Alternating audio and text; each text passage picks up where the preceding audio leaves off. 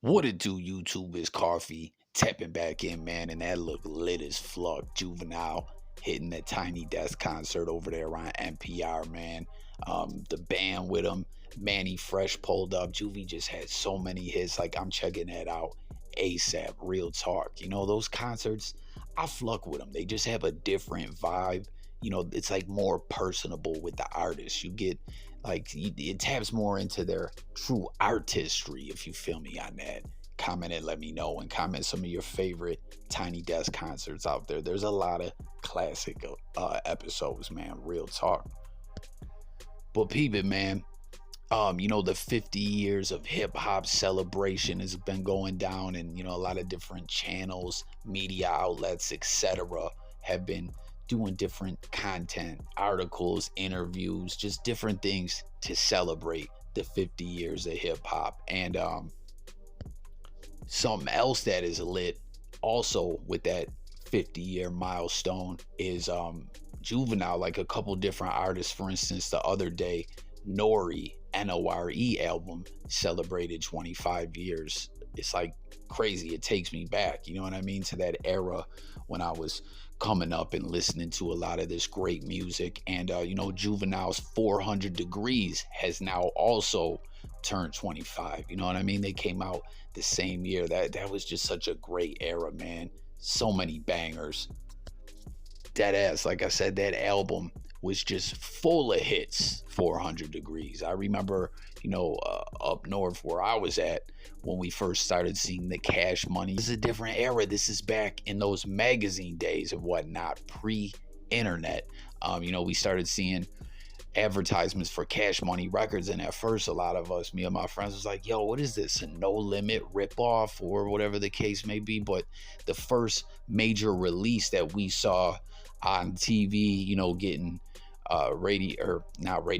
TV play with the video on regular rotation, was Juvenile High. You know, that introduced us, where I was at, to Cash Money, and we was like, yo, this is cold, man. Like, it's just got a different vibe, the sound, the beat, you know, like there's just something about that album, man. So many bangers. And there's the remix version of Ha with Jay-Z that was on like a bonus version of the album. It's just a great album, you know. And like hitting the 25 milestone and see Juvenile getting back active, you know, he never really stopped, but it's just dope, man. And Juvie went right from doing this Tiny Desk thing to doing some performances in New York, which I think NPR is in New York. Maybe I'm wrong, but doing some other performances, and he still got the band with him. Hopefully this turns into a cross-country thing and he comes out my way. I definitely would love to pull up. But people, he said, since y'all was right about the Tiny Desk, I listened again when y'all said put the NYC show in Brooklyn. Venue drops tomorrow. And like Fat Joe said, today's price is not tomorrow's price. So I don't know if this show already happened. I don't know. He just threw these posts up, man. Maybe Jay-Z will pull up and you know, do his verse from the Ha remix. You know, surprise everyone. That would be lit as well, to carry on with this great momentum that Juvie's having. You know, Fish, which is a jam band. Shout out to my guy Casey. When they pulled up in Brooklyn years ago, Jay-Z came out and they did was it 99 Problems or something like that, where Fish played, because you know that song had like a band type beat and all that. Rick Rubin, they, you know, where they did that, and Jay-Z rap, you know. So Jay-Z is always tapped into what's going on. That would be a pretty amazing you know, situation right there. So hopefully that happens as well. But he also said Burroughs has been announced. We in Brooklyn, me and my band from Tiny Desk venue, announced tomorrow, and it's the launch party for Juvie Juice, which will be on sale at the venue. So I don't know what exactly Juvie Juice is. Is that like a weed thing he's got going on? Because someone put this one message up to him. He shared it with the people. People, it says, man, this was funny as hell. It says that they flucked around and smoked some bud or whatever, I guess, is that what it is? The Juvie juice is the weed line. And he said that he accidentally drank paint water. You know what I'm saying? Like thinking that it was something else. I don't know. So I guess the Juvie juice is his weed, or is it like a THC drink? I don't know. But it definitely got homie right. So it's just cool. Juvenile moving around. Album turned 25. It's the 50 year of hip hop celebration. Juvie's taking this momentum. He's back out there like it's, he's back in his prime, and it's just great momentum. I'm fucking with it. It's good to see, especially, for those that came up in that era as well. Comment, like Coffee, I came up in that era as well. Nori, Juvie, all those great albums that came out. What was that? That was like 98, 99, I believe. But check it out. For this 50 years of hip hop, the New York Times is doing this series, and you see it's really cool. If you go pull up on their website, they have all these different artists that they interviewed. You just click their name, it takes you right over to it and all that.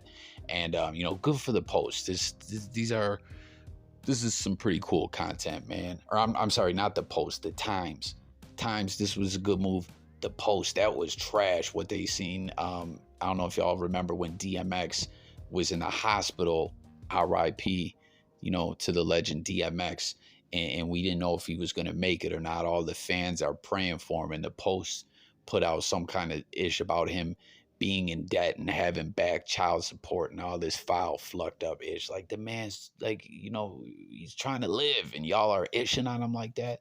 Fuck you, New York Post. But the Times did this, and check it out. When they interviewed 50 Cent, in the bonus piece, not just the main interview, the bonus piece, Juvenile's name came up. Now, 50 and Juvenile have had a relationship or a connection for quite some time. And he's even name dropped them and shouted them out on a couple tracks. I say they, meaning Juvie, and at the time after Cash Money, as he left and came back a few times when he was pushing his own movement, UTP, he name dropped. If I don't have fun, nobody having none. I'm trying to holla at command. Shout out to my nigga Juvie, Wacko, Skip, my niggas from New Orleans. If we on the same page, when you see me on stage, you gonna throw your hands up or you gonna applaud me.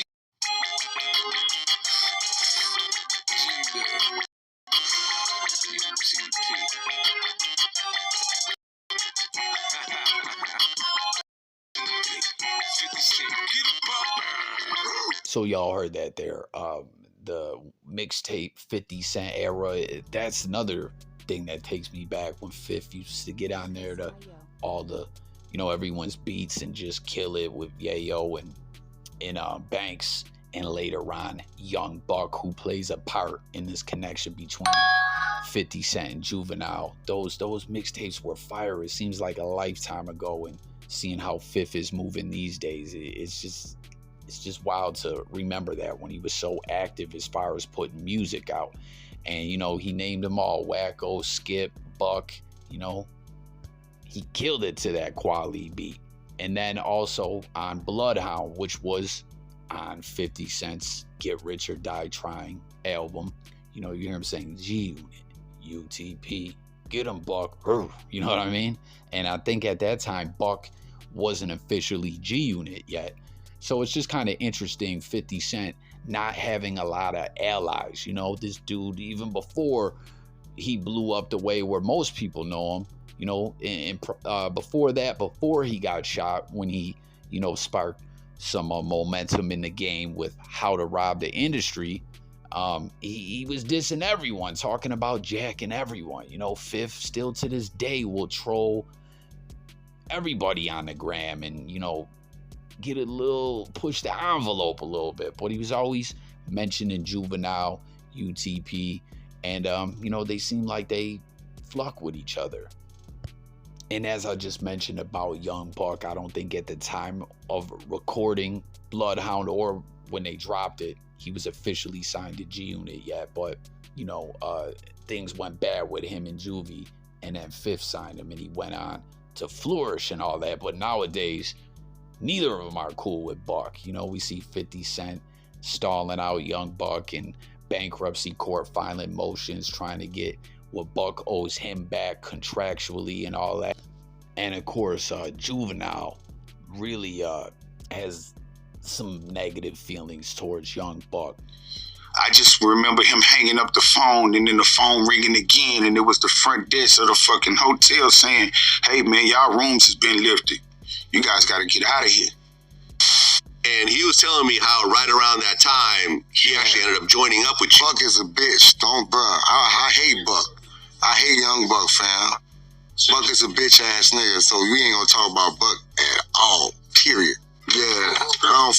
Okay. Yeah. Okay. Fair enough. Yeah. I'm sorry. What was that, bro? Chris just said that we had a few more minutes left. We're gonna wrap up. You're asking all the wrong questions. Talk about man, you gotta ask me. I'm sorry. Look, hey, you do me a favor. Just ask me about me. Don't throw them names like this. But I can't. Okay, man, I hate like a Buck. positive interview. Okay. It was your interview he done that really made me trigger back to like fuck him. Like I really fuck him for real, fam. Okay. Okay, fair enough. Come out for the record, okay? I don't care what he put out. I don't give a fuck. Fuck Buck. That was wild, man. That wasn't even supposed to make it out to the blogosphere and to the people, but you heard Juvie said, man, fuck it. You know, his manager, whoever that was, says you're asking all the wrong questions, and for the record, like, that can't get out. And he said, nah, fuck it. I said what I said. Fuck Buck, you know. And it's just kind of wild as that got re-brought back up. I believe Buck talked about that on a track or something back then, where you know, Juvenile, who he had been rocking with for a long time, he was actually in the High video, was working with him with UTP after he had left Cash Money Records the first time. He dropped 400 Degreez. Remember that Wayne had 500 Degreez as kind of a diss or a jab or whatever, and he was, you know, going to push his own UTP. And it's crazy that was in a response there to an interview where Buck had told the whole situation about how Juvenile left him out there in California, and he claimed it was also Wacko, Skip, and you know, everyone from UTP as they were working with Suge Knight and gonna sign a deal with Suge. That's crazy to think, man. What do you guys think? Did Juvie make the right decision by not fucking with Suge Knight? I mean, it's pretty safe to say that since Suge's original heyday with Death Row, he hasn't really been able to push any artist in a positive way. Like, it's pretty much gone bad for all of them. But so I think Juvie made the right move by doing that. But I don't know if that is indeed true, which he didn't deny when Young Buck said it. It's kind of fucked up the way he left them all out there one day. You know, they were supposed to go back to the studio in the morning and sign the deal with Suge, and Juvie was gone and Buck was left in the dust. But it seems 50 Cent signed him after that, and the rest is history. But that would have been crazy. Juvenile UTP with Suge Knight with Death Row.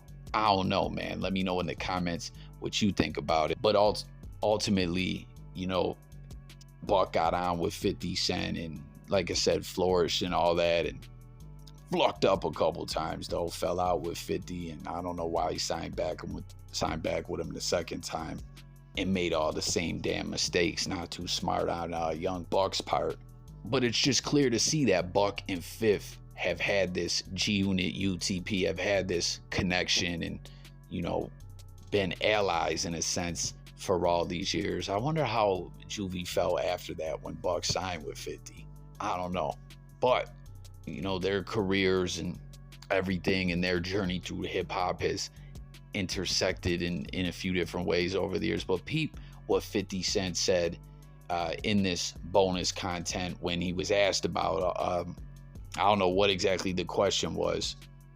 Oh, about baby oil, man. They asked the man about baby oil. You know what I'm saying? And just jump in the comments, anyone, if you guys remember what Spider Loke used to say about the baby oil with Fifth, man.